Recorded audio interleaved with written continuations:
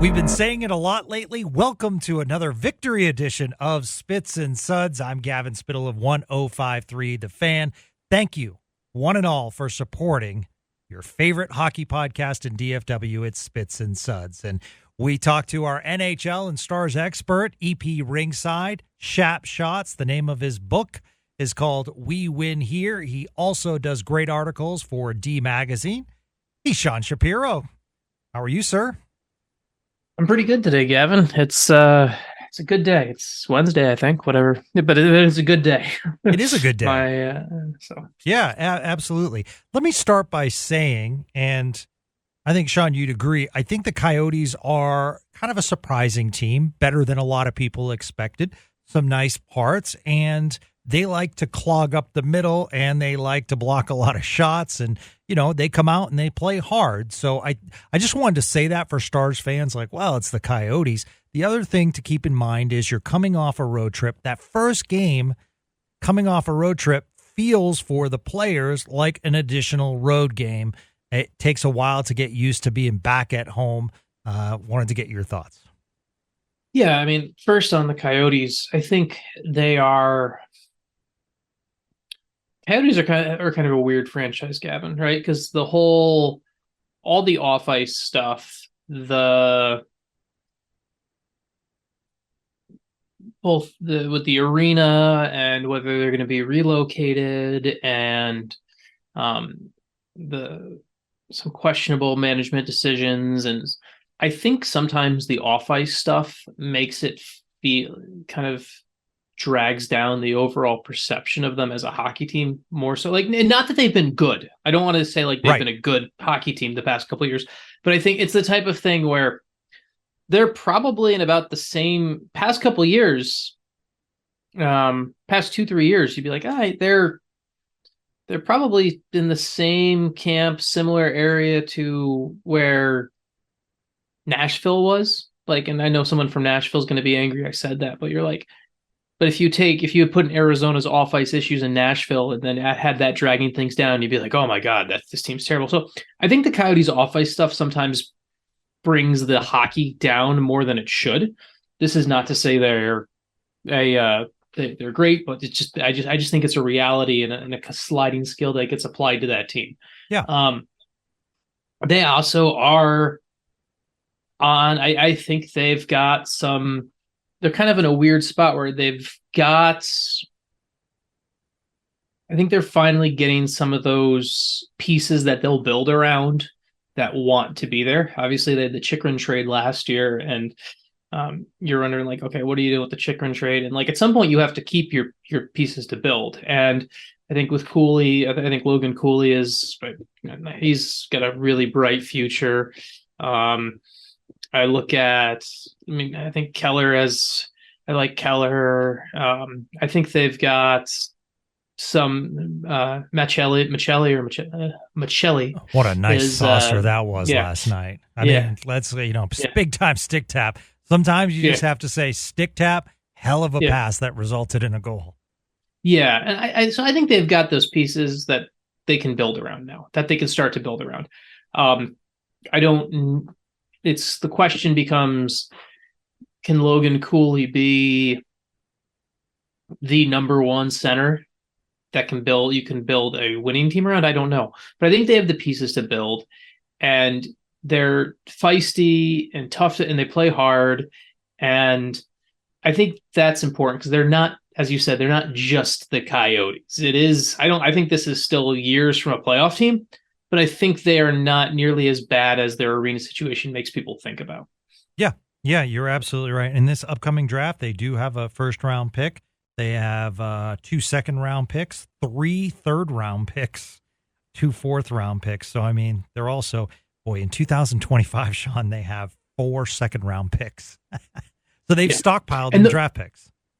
And those are assets that you use for you can make all those picks, but those having that many picks are also, as you start to take the turn next year or the year after, those are the type of assets that people often forget. You can use those to bring in that next piece and whatever it is. Like I think that's the thing too, where it's people always think like you stockpile picks. It's not just about stockpiling picks to make them. It's stockpiling assets that can be moved. Absolutely.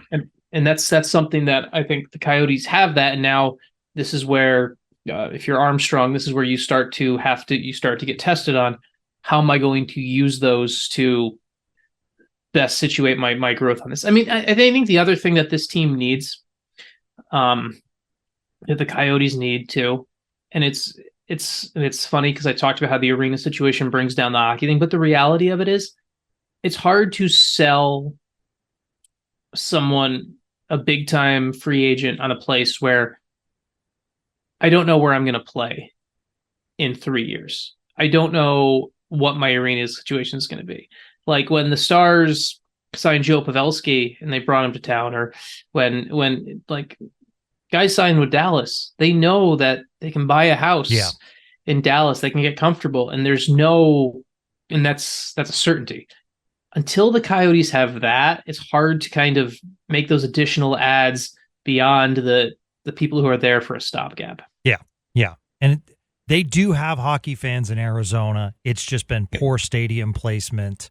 Just poor play for the most part on the ice. But if they can develop winning and getting a stadium, they'll pack the place. I really do feel confident about that. Because remember in the old days with Kachuk and Roenick, they were packing, the stadium. Well, and there's a good youth hockey scene there, and that's kind of how Matthews. That's how you build hockey fan bases. The Stars, there's a lot of people who are Stars fans now who got hooked on the sport as kids in the 90s or something like that. And that's how you continue to grow fan bases. And I think the Coyotes have grown the youth hockey base. And that's kind of, now you work on turning that into actual season ticket holders, things like that. And just, as you and I have talked about before, it's also, you need the arena in the right spot. Yeah. Once again, as they did last year, I feel as though it's a major statistic as far as wins with what happens. And the Stars last night, once again, dominating in the faceoff circle, 61.8% to 38.2%. Sean, that means puck possession, especially when you're on the power play or if you're killing a penalty, easier to get it out of your zone if you win the puck. You don't get as tired. There are just so many factors, and it's something that the Stars pride themselves on. Radek Faksa won all 100% of his faceoffs last night.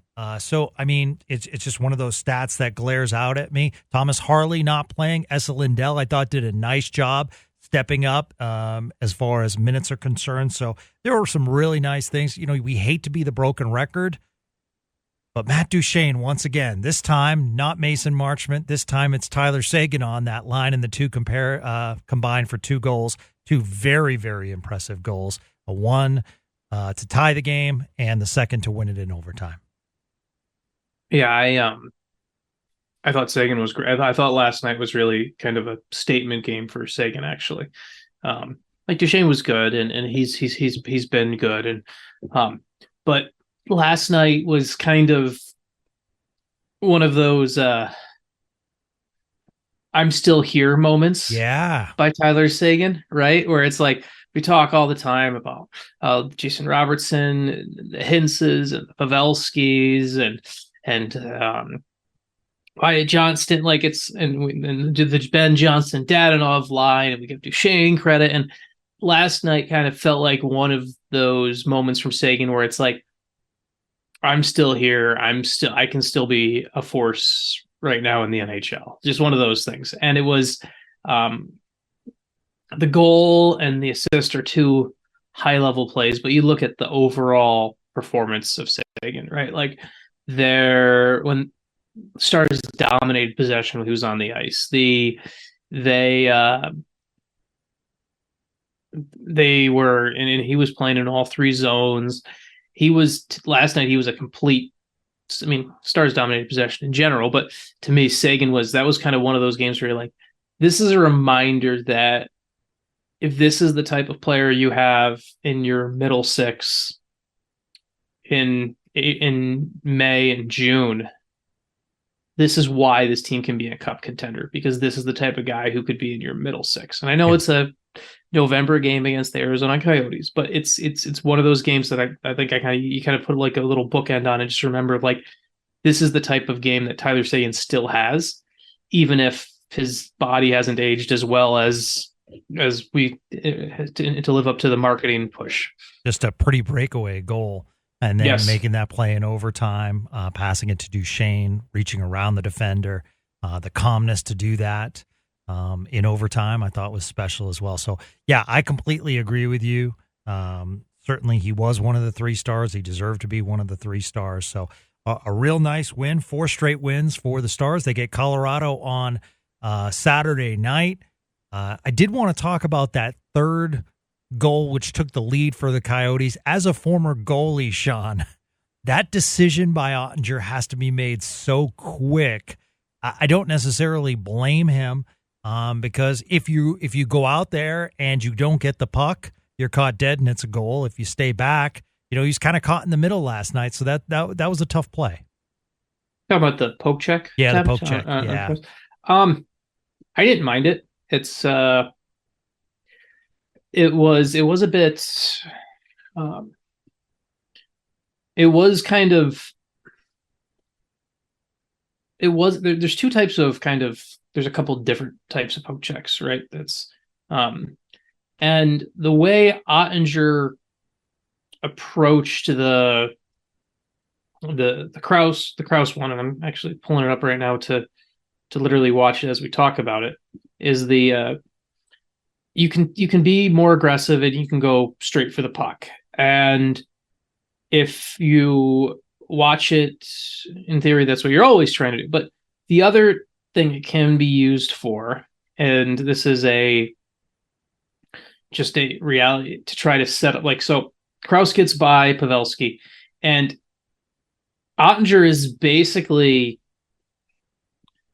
so Kraus is I'm going to do a little bit of film study here as I break this down for people. Ottinger goes slightly too early because Kraus is a left-handed shot coming in, and he's basically Ottinger, with the slight lazy release, is trying to force Kraus to kind of shoot before he cuts across. And because he went slightly too early, that's why Kraus kind of had him dead to rights, because his right shoulder is ducked. The intention with Ottinger on that left-handed shot, tough kind of angle there. If he takes away that cut across, his really only shot is kind of going to be that high glove where Ottinger is incredibly good. So I don't mind the approach or the technique. It's just one of those where it's that slight timing of things in the milliseconds of how good NHL players are and the decisions you have to make at breakneck speed. Yeah. So yeah, absolutely. And once again, kudos to the Coyotes. They didn't come back. They came back and actually took the lead, and kudos to the Stars for reclaiming it, and as far as tying it up with the Seguin breakaway and almost winning it in regulation with off the post with, I think, 1.8 seconds left off a tip. So just a fun third period. I thought the first and second one kind of dragged a little bit, a lot of clogging and stuff like that, but a fun third period for the fan, which brought us to overtime, and the Stars win once again. The other thing, Sean, is that I put the email out as far as like Twitter's concerned, mailbag, call it what you will. Wanted to see if Stars fans wanted to ask us questions, and they had a lot of them. So would you like to get into that, or would you like to get into a quick 3-on-3 overtime discussion? We'll get to both. Let's get the 3-on-3 one out of the way first. Okay. And then we'll do the so that let's do that one. And then we'll do and then let's chat. Let's get people's questions. Okay. So it was tweeted out yesterday by Greg Wyshynski of ESPN that it is being talked about as far as potential 3-on-3 changes. And, one of the things that could be bantied about was kind of a half ice setup. And I wanted to get your thoughts because personally, it was interesting. I saw the tweet yesterday and then they went to overtime and it kind of doubled down on my opinion. I like puck possession in overtime. I think it's an art. I think it's a skill. I personally, as someone who watches the game, I don't mind that they pull it out of the zone. And it's the job of the opponent, like the Stars did last night.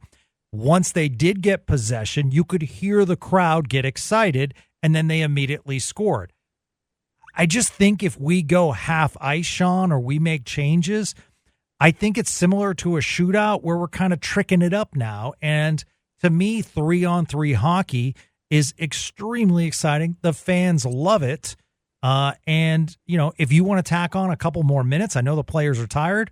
I don't know if the PA would be good with that, meaning the NHL Players Association, but I'd be okay with that. The other one that I thought of that happened the other day that we brought up on this podcast, Sean, is if there's less than 2 minutes left as far as, if it's the end of a game and a penalty is committed, I think the game could be extended. I know it sounds ridiculous, but to me, it's like, or I think you brought it up once, Sean, a maximum amount of icings.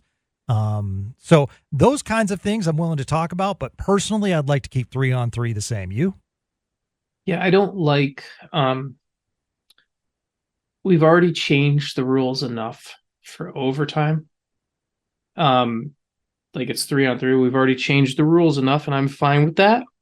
I don't like changing the rules even further to determine the game. You play the game by one set of rules for 60 minutes, and while 3-on-3 is a different number of players on the ice, it's still the same rules. Penalty is still a penalty. A icing is still an icing. You still can't do this, that, or the other. Like it's still hockey. I don't want the baseball version of let's put a runner on second base, because that's kind of what this feels like. Yeah, good point. And that's what this would feel like to me. And it also, I disagree that it would. Coaches have shown in hockey that they will find ways to take the path that is safer. And if you make it half ice, you're going to create,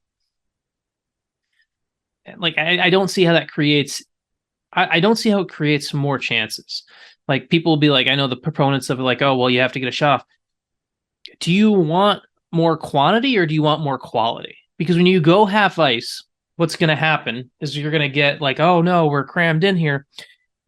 And players are going to take more bad shots, right? There'll be more shots in overtime. Fine.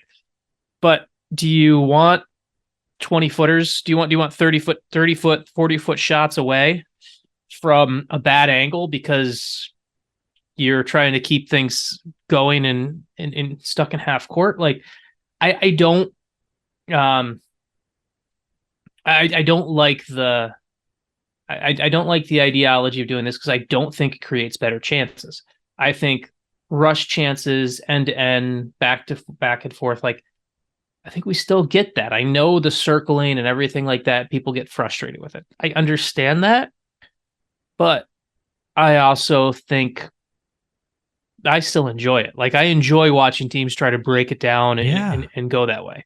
Well, because it's still the game and not a skills competition. Exactly. Yes. Yeah. And the other thing, like, I'm more and more of a proponent of this, of when it comes to overtime, of don't make, I think too often we make rule changes based off of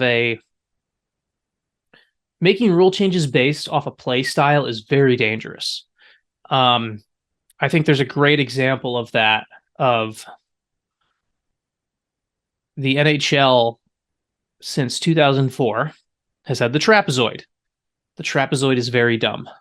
The trapezoid was put in place because Martin Brodeur and Marty Turco were too good at handling the puck, and we can't let them go into the corner. I would argue you would have more goals scored right now if the trapezoid didn't exist, because you would have some very bad puck handling goaltenders who would be willing to roam a little bit more. Right now, it keeps goalies safe. We have goalies who aren't great puck handlers anymore because they don't have to do it. So if you actually took the trapezoid away, now I think you would actually have more offense. Like, to me, there's a living proof example right there. Every time you go into NHL Rake, you see the trapezoid, and that's a perfect example of this is why overreacting and making rules based off of playing style is dumb. Just like people were like, at one point, like, okay, you think teams block too many shots. I know at some point we're like, oh, we need to change that. Like, do we really need to change that? Or defensemen need to get better at getting pucks through? Right. You know what? Yeah, we have Miro Heiskanen, we have Cale Makar, we have Hughes in Vancouver. We've got these defensemen who adapted to that, and they're tremendously exciting to watch. I don't think you should make rules based off of to counter a play style. I think you need to let the game evolve itself. That's kind of my view on this. I would argue there's two ways you could fix, quote unquote, fix overtime if you see a problem. One would be to extend it. I think that would kind of, if you extend it to 7 or 10 minutes, I think that would create less shootouts. The other one, and this is the one that would make this would actually have a real life impact, is you change the weight of you change the weight of the scale of the point system, because the point system right now for coaches jobs aren't to win hockey games. Coaches' jobs are to make the playoffs. You make the playoffs by getting points. It's why, like, there's nothing worse, Gavin, than the last 5 minutes of a Eastern Conference versus Western Conference game. It's been a great hockey game for 55 minutes. It's 2-2, and both coaches, like, they almost like give the nod to each other. It's like, all right. Yep. We can cool off for 5 minutes. Let's both get the point. Yep. Right? Yeah. Like that's I know that's what happens. You're like, teams with if in a tie game, interconference game, they stop playing to win and they play for the point. So are you proposing something similar to what they have in soccer, where 1 point for a tie, 3 points for a win? So what I would want is, I would want this system. I would want a 3-point system. I know, because I'm in my system for the NHL, and I know the standings box would look weird, but deal with it. There's 3 points available every game. 3 points are available every game at most. You win in regulation, you get 3 points. You lose in regulation, you get 0. Goes to overtime. It's you win in overtime, you get 2 points. You lose in overtime, you get 1 point. Neither team scores in 5 or 10 minutes of overtime. It's a tie, and then they both get 1 point. That's what my system would be. Okay. Because I think I don't mind ties. That's the thing, where like people are like, oh, ties. I don't mind ties. Like, what's with the tie? Okay, it's not like I'm asking for ties in the NHL playoffs. That's when you have the greatest overtime system ever that you can go on forever and ever and ever. I think that's the way you put teams, you readjust the decision makers, the coaches, into a mindset of, we have to play to win and not to get the point. Because if all of a sudden Dallas, I don't know, who's their next Eastern Conference opponent? That's a good question. Let's see. So the Stars have, looking it up right now. The Stars play the Rangers on Monday. Yep. Right? Next Monday. 2-2 game, pretty good hockey game, 5 minutes left. Stars and Rangers are both going to be fine with overtime in that game.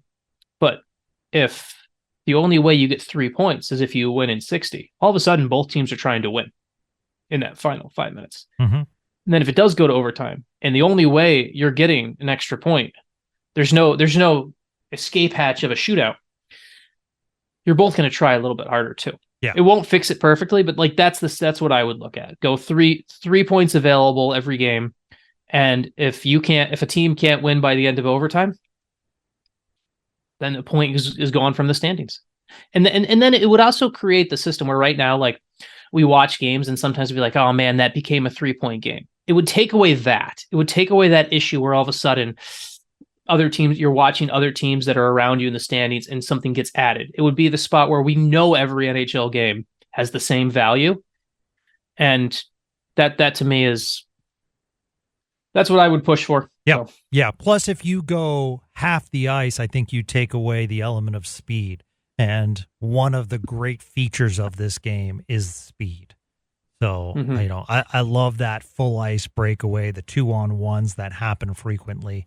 So I like it how it is. So you mentioned points and you mentioned the Rangers. The next 3 games, folks. Now you get them at home, so that's good. Avalanche on Saturday, Rangers at Monday, and then on Wednesday, Vegas Golden Knights. Arguably 3 of the better teams in hockey. I don't even know if it's arguable. The Rangers are dominating the East right now along with the Bruins. The Golden Knights continue their winning ways, and the Avs are staying up there with the Stars. So really nice test these next 3 games. Be fun stretch. Yeah. And you talk about these test games, and that's the one thing that if the Stars haven't the Stars losses this year, right? They lost to Boston, they lost to Vegas in the shootout. These are some of those games: Colorado, New York, Vegas. This is those games where you're like, okay, these are the measuring stick games. You've been winning the games you're supposed to. You're 11-3-1. The Colorado one is like, to me, the Colorado one is a big one from the level of it's early, but I'm sure we've all heard the stat about how American Thanksgiving is, if you take a snapshot of the playoffs at American Thanksgiving, it's a pretty good snapshot of who's actually going to be in the playoffs and where they'll be come April. Head-to-head win against Colorado on Saturday could move you 7 points ahead of the Avalanche with even number of games played at an 8th point of the season. That's a nice cushion to work with as you go the rest of the way. Yeah, that is no matter what happens in the New York and the Vegas game. Obviously, those games are tests too, but I think that the Avalanche game is a big one, and the Vegas one too, just from the level of, and they're all big games. But it's this is that kind of stretch for the Stars where you're like, okay, go show us, are you one of the best teams in the Western Conference? Because even if they lost these 3 games, they're still one of the best teams in the Western Conference. Are you one of the best teams in the Western Conference, or are we putting the rest of the league on watch out alert? Right. Not as bad than what has happened in the past, because Thursday is Thanksgiving, but Wednesday night's tilt against Vegas at the AAC is an 8:30 Central start. So just be aware of that. All right. Let's get to lots of questions, and thank you so much, Spits and Suds listeners. I really appreciate it. Howie asks, nothing related to this Arizona game, but I've always wanted to hear more about pregame routines. Any good stories on pregame rituals for Stars players? I haven't seen if he still does it, but I don't know why he wouldn't. Tyler Seguin likes to be off the ice last in pregame warmups, counting the other team, and Mark Scheifele and him used to get into it as far as they'd fake going off the ice. It was just a real funny thing to watch. The interesting thing about the Stars, too, is they're one of the teams that you talk about pregame and warmups.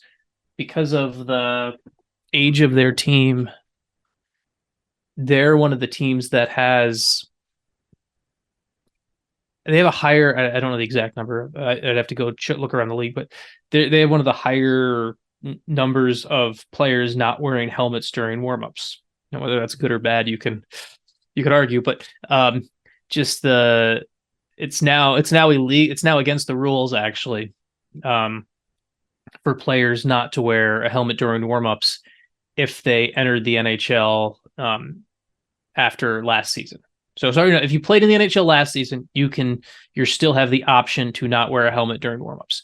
But if you played your first NHL game came this season, you can no longer go no bucket for warmups.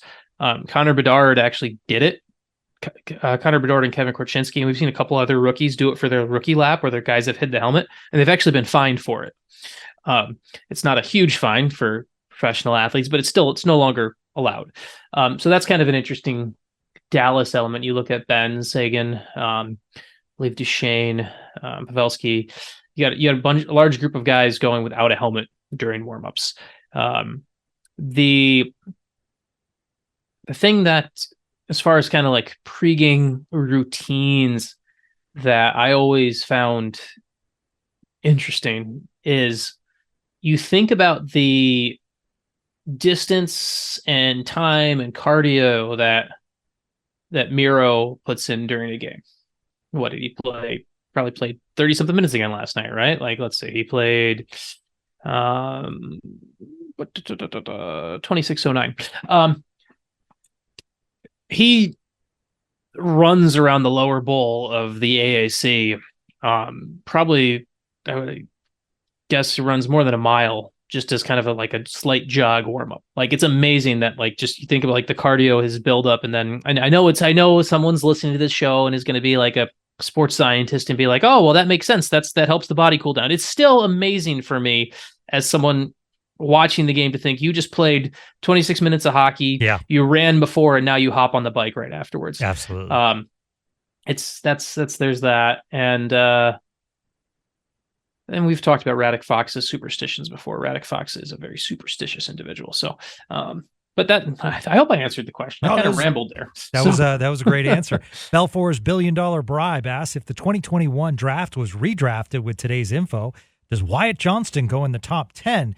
Done a lot more than a number of guys drafted ahead of him, even if some of those earlier guys may have more raw talent. I know it's early in everyone's career, but 53 looks like a steal. 53 that year was taken number 23. And let me give you the top 10 for reference. Owen Power, number 1 to the Sabres. Matty Beniers to the Kraken. Mason McTavish to the Ducks. Luke Hughes to the Devils. Kent Johnson, Columbus Blue Jackets. Simon Edvinsson to Detroit. William Eklund to San Jose. Brant Clark to the Kings. And Dylan Guenther to the Coyotes. And Tyler Boucher, Ottawa. Yeah, he definitely goes top 10. Yeah, absolutely. I mean, the question is, how high up would he go? Using today's information, right? Like, and I actually wrote about, this is a good tease point easily. I wrote about, right before we hopped on the show today, I published a piece over at D Magazine on Wyatt Johnston and kind of the growing expectations for him that he's earned. You got to remember, and one of the things about Wyatt Johnston, one of the reasons that Johnston was available at 23 was he didn't play a single game in the OHL during his draft year, during the 2021 season, because of COVID. And the Wyatt Johnston, in a span of like 507 days or something like that, only played 8 hockey games in his draft year. And those 8 games all came in Frisco. They were at the Under-18 World Championships in Frisco. The Stars combined with USA, teamed up with USA Hockey because they had lax COVID restrictions and brought the U18 Worlds to Frisco and Plano. And on that Team Canada, there was Shane Wright. There was Connor Bedard. Logan Stankoven was on that team. And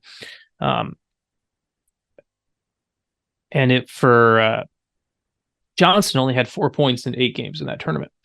But he centered the checking line for Canada, did a little bit of everything, and the Stars GM, Jim Nill, and everyone literally watching from their office at some points fell in love with Johnston's game. And you got to remember that in that draft, The Stars had 15, and then they traded back to 23 to get Johnston. And this all goes back to, and I wrote about this today at D Magazine. Go look it up. Read it. Keep reading it. Please read D Magazine when you see it. It's free. And even if you don't read it, you just scroll through it, and then it gives some page views, and then that keep paying me to write stuff. Shameless plug. But Wyatt, what the podcast is for. Wyatt Johnston was on no one else's radar, really. Like, the Stars willingly moved back from 15 to 23. The Stars would have taken him at 15, but they thought they're like, okay, we don't think he's on anyone else's radar. We can move back to 23 and pick up another pick, which they did. So huge credit to the Stars scouting and viewing of this. Huge credit to the Stars off ice and business side of things. I mean, I actually called Brad Alberts about this yesterday, just to make sure I had my timelines right on everything when writing this story. Like, Stars, Wyatt Johnston's probably not in Dallas if the Stars business side doesn't go out of their way to work with USA Hockey to bring the Worlds here. That's all important. To get back to the answer to the question of no, but that's good because Jordan to get back Harper, to the question of where does Wyatt Johnston go in a redraft with today's information? Top 5. Yeah, I would argue he's going it's easily number 5, Kent Johnson. Yeah, 5 probably. I mean, and you can have the argument over. You can have the argument of whether he's climbing into the top 4 or not. I think Power and Hughes are going to be the 2 best players from this draft as far as most impactful based off their position and things like that. But and I like McTavish a lot. I think McTavish is a very good player. Me too. But in the long run, I'm curious to see Johnston versus McTavish in the long run. But either way, he's in the top 5 now. The question is he jumping into the top 4 yet? I don't know. And this goes back to a previous Spits and Suds question the other day where Jordan Harper, who lives in Canada and listens to Spits and Suds, was wondering if we could do a deep dive on Wyatt Johnston, and Sean just gave you that. So that's awesome. So, Jordan, go read D Magazine. And Sean will go into even more depth as far as the business side and how it paid dividends as far as Wyatt Johnston's concerned. Okay. Jeff Fink writes, for fans in Dallas, watching the Stars play on the West Coast is tough. Games effectively are starting 9 or 9:30 p.m. Do the players feel like they're playing a game that late, or is it all routine for them? Similar question for West Coast teams playing out East. Thanks. I think any athlete, when their routine changes, I think it's an adjustment. I think they're used to the adjustments, but I certainly don't think it's just a normal day when you have to. I mean, especially, and that makes, sorry, Sean, that makes what the Texas Rangers did so special in that you're playing in Seattle, you lose a massive game, which causes you to lose at the end of the season the division title, and then you have to change multiple time zones and start on a Tuesday in Tampa on the road. So that's what made that World Series so special. Yeah, it's for Dallas, when the Stars go out to the West Coast, it's actually not that bad. It's going west is not bad. It's and I've been on those trips before. Going west isn't bad. It's because you got to remember, players take their afternoon nap typically before the game. It's you take your morning skate, your schedule kind of readjusts naturally from that. You take your nap and you're just kind of on that time zone. It's going west is not difficult. It's the other way around. It's when you go from, it's when you're a West Coast team and you go and all of a sudden you're playing a game that starts at what is normally 5 o'clock for you. Like that's the tough part. It's not really and so from a Stars perspective, their travel sucks. They have the worst travel schedule in the league because of where they are.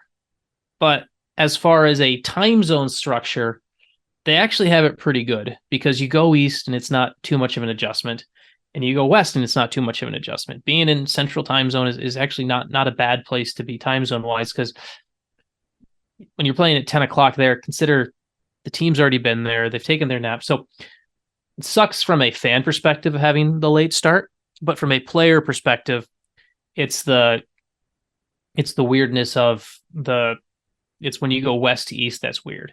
Or it's when, and this is kind of the nature since the world lives on East Coast time, it's the weirdness of finding those playoff games when people got to remember the Vegas Golden Knights were starting playoff games at 5 p.m. Yeah. Because that was like, I know, and it was to games that are starting at 5 o'clock in Vegas in the Stanley Cup final. And obviously you're in the Stanley Cup final. You're one of the best teams. You can handle adversity and all that stuff. But those are the times that are weird. It's not the game later. Like, it's just like next week, Dallas is going to play an 8:30 game at home next week in their own time zone. That's basically like just playing on the West Coast. It's not or playing a game in Mountain Time or whatever, or whatever time zone Arizona is that day of the week. So, have you ever thought about writing an article on the art of the daytime nap? I should. That's a good one. That would be good, actually. I would like commission on that, sir. Yeah. We could also go over, now this is not a player thing, but this is a sports writer gain tactic. Are you aware of the coffee nap, Gavin? Are you aware of the coffee nap? No. And I love coffee nap. So count me in. The coffee nap is, you need your day's slogging along. You know, you've got to do something at say 3 o'clock or whatever, but you got a little bit of time and you know you got to get going. So make yourself a cup of coffee. If you can't drink coffee quickly, just like a cup of espresso, take it, lay down right away and take a nap. Just take like a 20-minute nap, get like the 20-minute nap in, 25 minutes. You drink the coffee right before, so you're falling asleep. You're basically erasing the caffeine. You're basically getting to sleep before the caffeine kicks in. While you are sleeping, and there's no science to this. I'm not pretending to be a doctor. There's no science to this, but basically, you then, as you wake up, the caffeine kicks in, and you feel extremely refreshed for the rest of the day. Huh. I love a big fan of the coffee nap. I've used it both in my professional and personal life, having 2 young children. So, yeah. Wow. It's a thing. Okay. All right. I like that. I'm going to try it.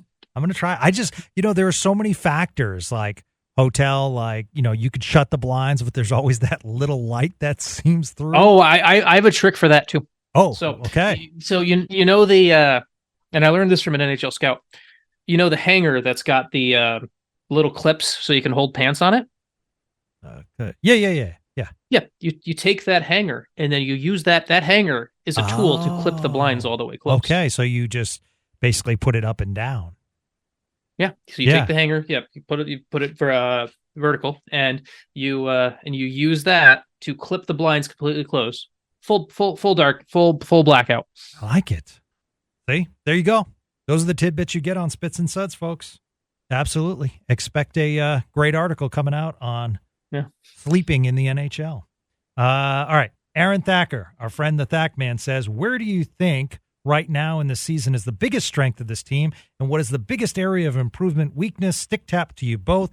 I'll go first, Sean, and I think we've seen it already. Depth in that this team, if they lose a player like Harley last night to injury, Joel Hanley can come in. Ty Dellandrea was sitting for a couple of games. I thought once again he played pretty good last night.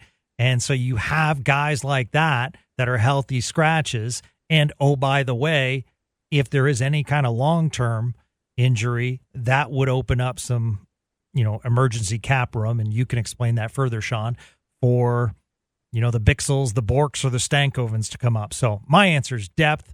And we've talked about this in the past on Spits and Suds, where it was basically a 1 or a 2-line team. Now I can confidently say it's a 4-line team. Yeah, and it's you nailed it on the head there with the strength of this team is the depth and how they're built. And you talk about things there you need to improve and the kind of areas of concern and things like that. And Honestly, at this point, I know sometimes people will be like, "Oh, they're like hockey can be ugly sometimes in October and November. That's just the reality." And the Stars are winning games. And I think a better answer to what issues or things they have to improve on, I think we'll have a great answer of that a week from today. I think after this stretch where you get Colorado, Vegas, and New York, I think a week from or 8 days from today, whatever, I think we're gonna have a really good answer of like, okay, we went through this gauntlet and here what was exposed, because those teams will have the opportunity to expose problems.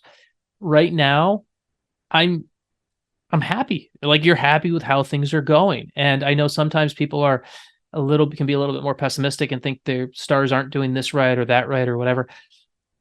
Right now, I think it's okay to enjoy the ride and then use this week to kind of figure out, okay, what do we need to do to upgrade the ride? Yep. Great answer. MB Tendy on Twitter. Question unrelated to the game tonight, but is there a reason the Stars chose not to celebrate their 30th anniversary this season? Thanks, guys. Go Stars. I think maybe we have to spend some time with Mr. Alberts. We might have to give Brad a call on that one. Yeah. But there's got to remember the Stars.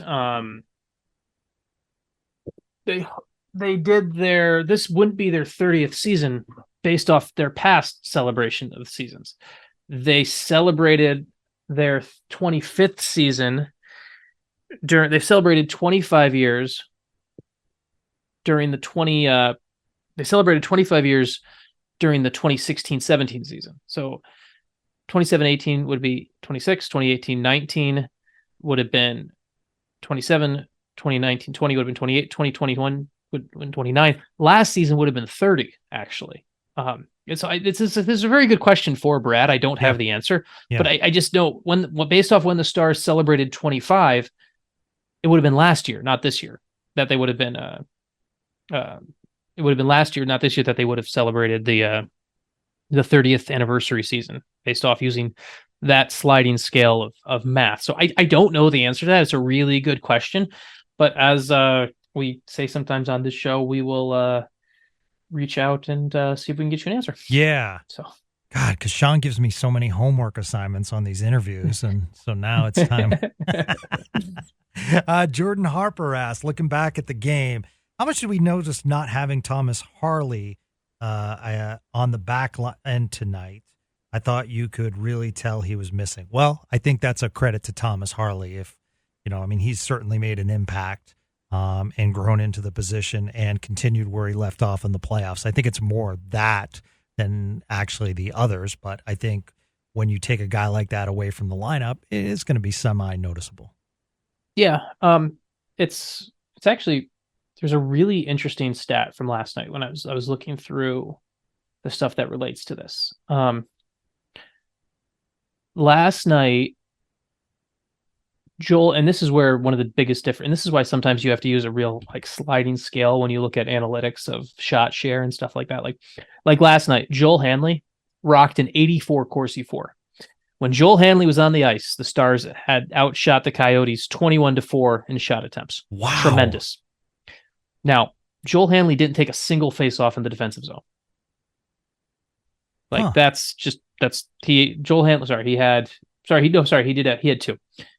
two. He had two defensive zone face-offs, but zero shifts that started in the defensive zone.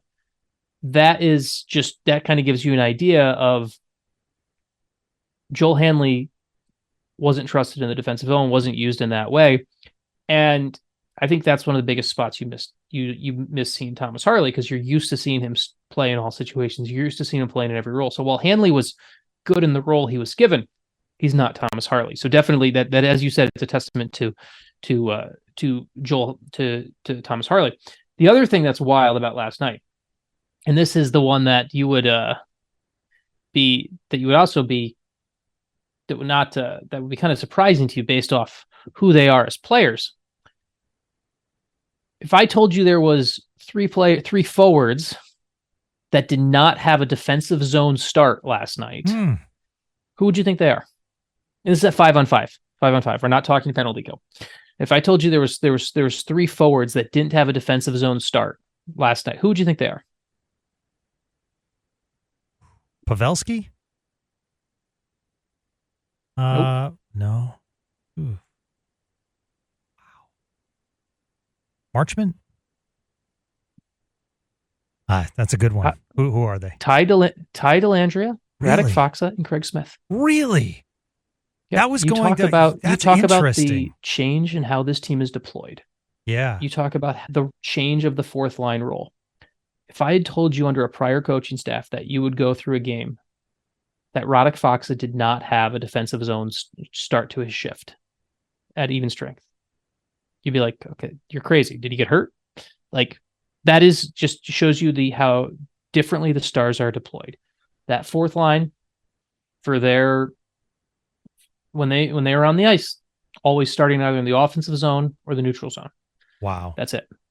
Like, it's obviously penalty kill and changes things. So you probably saw them in the defensive zone because they kill penalties, but that is an incredible way to look at how this team's deployment has changed, where Radek Faksa is no longer first guy over the board. Not even the first guy. He's the last guy over the boards for a defensive zone draw at even strength. Huh. And Ronald, as a follow-up on another defensive question, is it concerning we barely saw Nils Lundqvist play in the third period? I didn't. I mean, really we saw. Pete. Pete. I think Pete answered the question about it. Just it was based off play, right? Yeah. Like I didn't Pete say something about it after the game? We'll check on that. Yeah, we'll check on that. I don't think. I think it was just play. I mean, I thought Nils was very good a couple games ago, and it will be interesting to see how things go, because they were basically playing with 5 defensemen they trusted all situations, and as we just talked about with Hanley, and so someone else tends to get lost at that some point too with defense. So Sean, I'm not overly concerned about Lundqvist's use, yeah. but let's see what happens later this week. And prior to last night, he also wasn't, in time he did play, he wasn't, not that he was bad, he just didn't really stand out either. And I would say the same thing about the next player, because I didn't think he had the best game, but I was going to say on this podcast that similar to my Radek Faksa take in the past, where the salary does bug me, but I think he's been a real nice part of this team this year. I think Ryan Suter's been good this year. Like, I just don't think he's, I didn't think he was great last night, but I think he's played really well.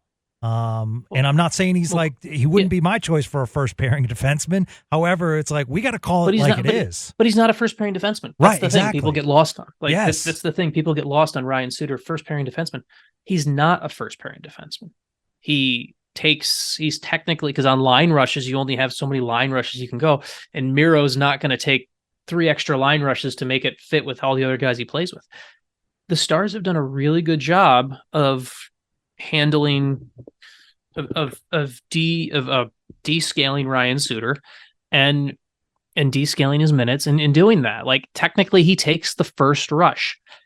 It's one of those situations where just because a line or pairing or someone goes first in practice or in warmups, that doesn't mean on the hierarchy of the chart that they are there. And I think the Stars, this is where the Ryan Suter discourse requires some more nuance, because he's not a first pairing defenseman. I watch him play. I see his usage. He's not a first pairing defenseman. Agreed. He happens to be out on the ice with the best defenseman in the world, or I said, one of the best, one of the best defensemen in the world. But he is not a first pairing defenseman, and he's not treated like that anymore. And the fact the Stars have been able to find that happy medium where they have also kept his ego in play, because he is a very proud player. He's a very proud player who, if his name's not first on that list, he's probably going to be a little pissed off. So they've done a really good job sticking the landing on this. And I think it's something where Pete DeBoer and his staff deserve a ton of credit for how Ryan Suter's been handled this year. Yeah. And Wes Tarkenton ends with a question that I'm throwing a couple of question marks on. Why are our Dallas Stars stricken with frequently not playing Dallas Stars hockey against other teams, especially at home? This meant a new development about is double baffling given all the regime and leadership changes over the years. I would just say, Wes, I don't know what you mean by what is Dallas Stars hockey, because the Dallas Stars hockey that I'm seeing right now is exactly the style they want to play in a lot of games.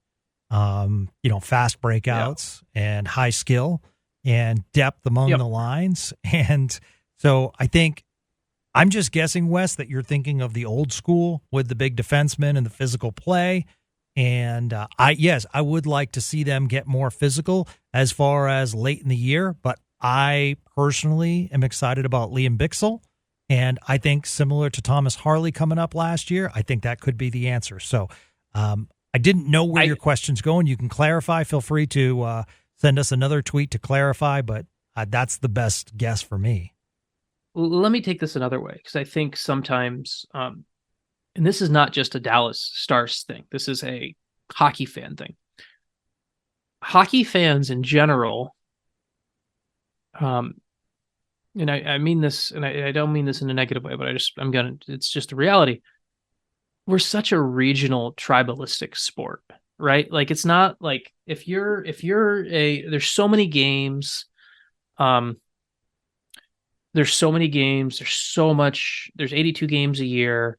And if you're a Dallas Stars fan, odds are you're only watching when the Dallas Stars play. You might watch another game here or there, but really you're watching the Dallas Stars and how another team plays against them. That's typically the common thing. If you are a Arizona Coyotes fan, you're typically only watching the Coyotes. Yep. One of the NHL's biggest problems, and it's one of the reasons that NHL Stanley Cup TV ratings don't do well, is once the team season is over, people don't give a shit. Right. Just like that's the reality. Like, it's such a tribalistic sport where you're a Dallas Stars fan.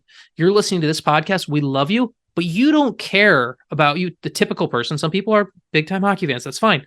But you don't care about what happens in the Columbus Buffalo game tonight. Right. Or whatever it is. Yeah. I mean, Sean and I could be talking about the Tage Thompson injury last night in Buffalo, but we don't know if anyone would care. Exactly. Yeah, exactly. And it's that space where I think we get so caught into our nuance of it. And I see this when I see this where you see people complaining about a guy's game. I saw a Buffalo conversation about something the other day where somebody was I can't remember the player. I think it was JJ Peterka, where someone was talking about how frustrated they were with JJ Peterka's game. And I watched Peterka play a couple times, and I've seen him in person a couple times, and I think he's been fine. And when you get so nuanced and watch only your team, it's so easy to pick out the flaws. When you're looking in the mirror all the time and only at yourself, it's easy to miss the whole world around you.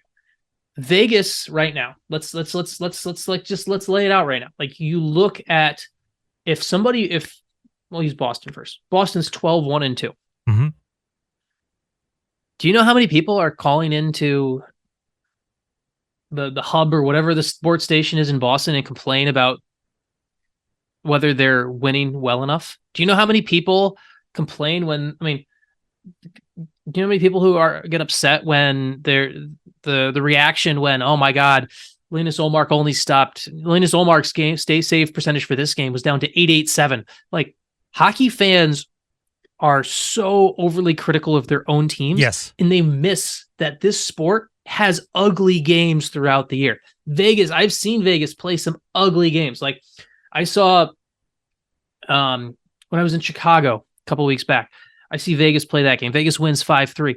That's an ugly, ugly hockey game for 45 minutes, and just Vegas kind of gets it done at the end. And there's people who are Vegas fans are like, oh man, we didn't really play our game the whole game. At the end of the game, Ivan Barbashev goes down the wing and scores a goal, and Paul Cotter scores a goal for you. That's who you are. You're inevitable. Yep. That's who you are. But you were ugly for 45 minutes. The Stars are a good hockey team. They have an identity. People will be like, oh, they don't have an identity. They do have an identity. They're fast. They activate on defense, and they have one of the best goalies in the world that allows them to play a style. They are built very similar to how Tampa won cups. That's just true. The Stars have an identity, and they play to it. It's sometimes not pretty. It's sometimes ugly. They also have some ugly identities. They are a slow starting team. Dallas Stars hockey in the Jamie Benn era, and I've said it before many times in this podcast, is you start slow, and sometimes you have to dig yourself out of a ditch. Whose fault is that? I don't know. There's just one common thread, right? I don't know if I'm answering any question on this, but it's more of like the Stars. It's so easy to go spend a day. Like, you watched Minnesota on Sunday. If you're a Stars fan, you watched Minnesota. You watched them get cranked 8-3. go spend a day in Minnesota land right now and get an idea of what it's like to not play Stars hockey. Right. So. Yeah, no, you're absolutely right. And I can answer your question, Sean, that in Boston, they're saying, that's nice, but are you going to fail in the playoffs once again? That is absolutely what they're talking about. So it's, you're absolutely right. All right. So Thanksgiving means you start to buy Christmas presents, which means that We Win Here needs to be on your Christmas list. So tell your partner or mom and dad or whoever buys you gifts, I want Sean's book, We Win Here, or I would like a subscription to Shap Shots, which supports Sean, and that is his Substack where you get really, really good, up-to-the-minute Dallas Stars news that you're probably not going to get elsewhere. Sean's a beast when it comes to analytics. He's going to make you smarter with the great game of hockey. And speaking of which, before we go, I did want to point out, because I got great reaction on it, if you listen to this and you don't understand some of the terms, feel free to either direct message me or direct message Sean, but you can direct message me. I am currently working with a person who said, I'm a Hispanic male. I don't have friends that are Stars fans or know about the game of hockey. And we're going through what icing is, how many players on the ice at the same time. And we're going through those steps. And I told him we'll watch a game together when all these terms, you get it down, you watch some games, and we'll explain more. The goal of this podcast is obviously to grow, but it's to grow the great game of hockey. So thank you to one and all. Let's continue to grow this thing. Sean, you are the man. And as always, we appreciate your time. It's always fun, Gavin. Yep, absolutely. Hey, everyone, big games coming up Saturday, Monday, and Wednesday. We'll be talking about it right here on Spits and Suds.